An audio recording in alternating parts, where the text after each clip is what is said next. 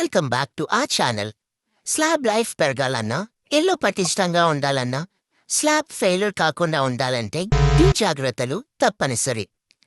Stir up hook రింగులను చివర్లో ఎప్పుడు 135 డిగ్రీల కోణంలో లోపలికి వంచాలి. Number 2 ring spacing. డ్రాయింగ్ ప్రకారం రింగుల మధ్య దూరం ఖచ్చితంగా 5, 6 లేదా 7 అంగుళాల్లో ఉండాలి. Number 3 tying. ప్రతి జంక్షన్ దగ్గర వైర్లతో స్లాబ్ రాడ్లను గట్టిగా కట్టాలి. అప్పుడే కాంక్రీట్ వేసేటప్పుడు రాడ్లు పక్కకు జరగవు. Number 4 crank bend. 1 వే లేదా 2 వే స్లాబ్లో క్రాంక్ బెండ్స్ ను ఖచ్చితంగా 45 డిగ్రీల కోణంలోనే ఇవ్వాలి. ఇది స్లాబ్ బెండింగ్ ను అడ్డుకుంటుంది.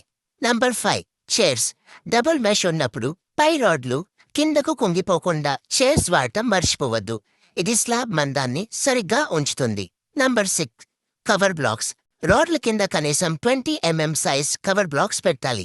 దీనివల్ల స్లాబ్ కింద రాడ్లు బయటకు కనిపించవు మరియు తుప్పు పట్టవు. గుర్తుంచుకోండి, పునాది ఎంత ముఖ్యమో స్లాబ్ క్వాలిటీ కూడా అంతే ముఖ్యం.